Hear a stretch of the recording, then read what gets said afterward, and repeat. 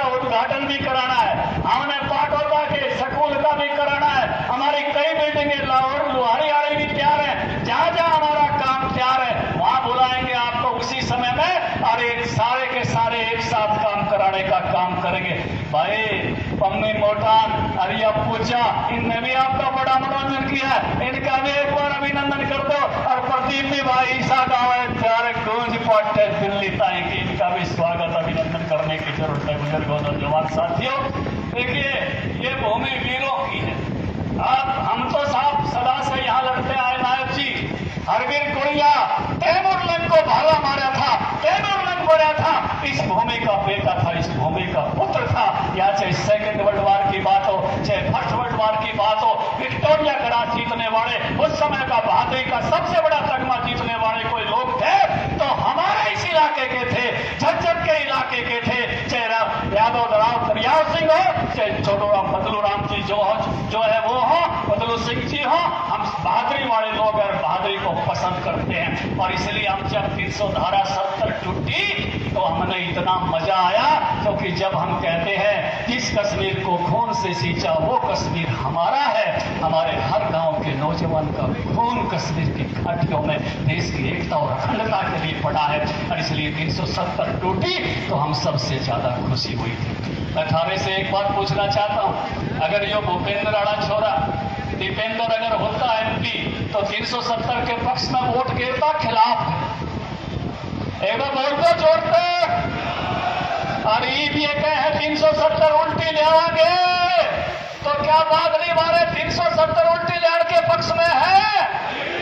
क्या बादली का इलाका चाहता है 370 उल्टी आए? क्या रोहतक की लोकसभा चाहती है 370 उल्टी आए?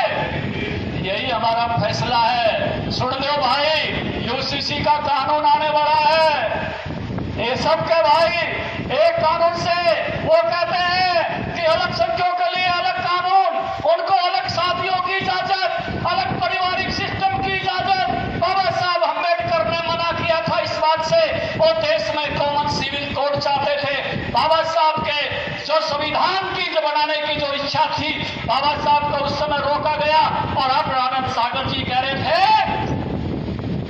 कि जो घोषणा पत्र बनाया है उसमें हमने लिखा है यूसीसी, हम यूनिफॉर्म सिविल कोड ले आएंगे। और हमारी वोट कहां जानी चाहिए बादली की? यूसीसी के पक्ष में। कहां जानी चाहिए? कॉमन सिविल कोड के पक्ष में। और जब वोट परेड चली गई तो खिलान जागी। कांग्रेस क्या कह रही है? कांग्रेस पार्टी तो कह रही है एक्सरे लगाएंगे, किस पे कितना मार है वो बंटवाएंगे। ये तो राहुल का भाषण है, राहुल ने खुद कहा है एक्सरे लगवाएंगे। काल तो खोपर लोटा खा रहा बेपेंदे का लोटा। ध्यान से देखना फोटो, क्या कह रहा है? ये कह रहा है कि हम बेपेंदे वाले हैं। हमने कहा था मध्य प्रदेश में कर्जा माफ करेंगे, 7 दिन में हमने नहीं किया। फिर से बीजेपी की सरकार मध्य प्रदेश में आ गई। उन्होंने कहा था राजस्थान में हम 7 दिन में कर्जा माफ करेंगे, फिर से बीजेपी की सरकार आ गई, कर्जा माफ नहीं किया। झूठ बोल के जनादेश लूटने वाली पार्टी है। इन्होंने कहा था हिमाचल में हम पुरानी पेंशन लाएंगे, और बढ़ते ही इनके नेता ने कहा केंद्र सरकार पैसे दे। जब पैसे देने केंद्र सरकार उठती तो जयराम ठाकुर का कह देता, आपकी कहने की क्या जरूरत थी? तो ये झूठ बोल के जनादेश लेने वाले ये कैसे हैं? ये बेपेंदे के लोटे हैं, कहते कुछ है और लुढ़क किधर जाते हैं। ये कहते हैं हम किसानों के कर्जा माफ करेंगे। मैं कुछ दिन पहले टीवी पे था, कांग्रेस के प्रवक्ता ने कहा किसानों का कर्जा माफ हमने किया था। मैंने कहा भाई साहब कितना किया था? बोला 72,000 करोड़ रुपए। मैंने कहा 12 करोड़ किसानों को अगर बटे तो कितने कितने बढ़ते हैं? बोला 6,000 रुपए। और मोदी एक साल में कितने देता है? बोलिए 72,000 करोड़ एक साल में। और कै साल हो गए देते? 6 साल हो गए देते। ऐसे शख्स के लिए ताड़ी तो जोरदार पड़ती है कि नहीं पड़ती? और ये 2.5 रुपए वाले चेक याद है? 2.5 रुपए के चेक है। जोगेंद्र अलावत थारे इलाके में क्या करते और हमने टीवी पर दिखाए थे। हमारे टाइम में किसे का आया 1.5 लाख करोड़ रुपया फसलों का मुआवजा पूरे देश में, 1100 करोड़ रुपया सालाना मुआवजा। हरियाणा में इनके पूरे 10 साल में 1000 करोड़ रुपए भी नहीं बटे थे। ऐसा बदलाव आयब जी आप और सब में मंत्री थे, मैं मंत्री बन के यहाँ आया तो मेरे पे तहसीलदार आवे बहादुरगढ़ का, बीडीओ आवे बहादुरगढ़ का, जब बादल आऊं एसडीएम आवे बहादुरगढ़ का, झाझर से परिणय जा तो एसडीएम झाझर का, तहसीलदार भी झाझर का, बीडीओ भी झाझर का। अगर अपने बादड़ी में कि मैं सैकनाथ है ये उलाड़ है तो पटवारी और ग्राम सचिव है जी, सुपर कोई नहीं है। अपनी सरकार ने या एक ही झटके में या एसडीएम बैठाया या डीएसपी बैठाया या तहसीलदार बैठाया या बीडीओ बैठाया, एनसीआई का भूमि पूजन कराया, उद्घाटन कराया, केएमपी पे दिन गाय घूमया करती थी, आज आपकी गाड़ियां दौड़ती है, ऑर्बिटल ट्रेन आपके साथ सीटी मारने वाली है। यहीं से दिल्ली नायब पे बादली के स्टेशन पे शताब्दी एक्सप्रेस में बैठने का काम आपका करा के मानेंगे। बादली से शताब्दी एक्सप्रेस में आप बैठोगे, वहां से चला करेगी पलवल से और सीधी चंडीगढ़ उतरा करेगी। ये माहौल, ये काम, ये सपना हमारा है। इन्होंने तो केवल एक ही काम किया, जो किला आपका 20 से 30 लाख के बीच में लिया था, अब वहां 20 से 30 गज जमीन कितने रुपया भाव है बताइए प्रधान जी, बता दो।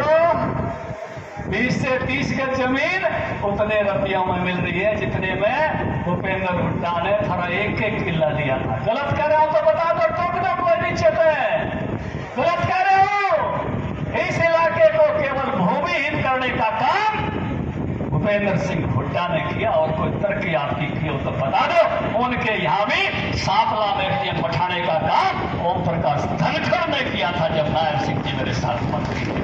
उन्होंने तो अपने यहां भी एसडीएम नहीं बैठाया था। 4 दिन पहले भी प्रेस में मैंने कहा था, कोई मेरी बात गलत पा जाए तो काट देना। इस इलाके को बढ़ाने का सपना जो हमारे मन में है, इस इलाके को जोड़ने का सपना हर चीज से, हर विकास के साथ जो हमारे मन में है, वो सपना उनके मन में नहीं है, वो सपना उनके पास नहीं है, वो सपना उन्होंने कभी नहीं देखा। इस इलाके को बढ़ाने के लिए जी जान से जो हम लगे, आपका आशीर्वाद। मैं तो एक ही बात कहता हूं कि पिछले चुनाव में रो रो के उसने बुरा हाल कर दिया और इनके फिर रोड मांगे थे, मेरा बदला ले लो, मेरा बदला ले लो। आप तो राज्यसभा में जा बैठा, राज्यसभा वाले की कोई कम काम है क्या? वहां एक कोठी 14 पंचमार्ग वाली और वह के वह ठाक नुकसान किया तो केवल मेरे इलाके का किया, बादली हल्के का किया, नहीं तो 400-500 करोड़ रुपए यहाँ और लग जाते इस सरकार में। बढ़िया जगह पर बैठ के आपकी सेवा करने का मौका मिलता, वो मौका छीनने का काम लोगों ने किया। इस बार आप अपना गुस्सा जगा के रखना कि भाई साहब आप हमारा कुछ भला करके नहीं गए। इन 5 सालों में आपने आंसू, घड़ियाली आंसू दिखाकर हमको पीछे करने का काम किया है। हम आपकी बात को समझ गए। अरे हरियाणवी में तो हर कोई आदमी के कोई बालक ब्याह के कारण रोए, ब्याह को मारो रोए, तो कुनबे खातर रोए तो अपनी खातर रोए। बता तो दो, तजर्बेकार आदमी हो, वो क्या खातर रोए? रमेश क्या खातर रोए? क्या खातर रोए?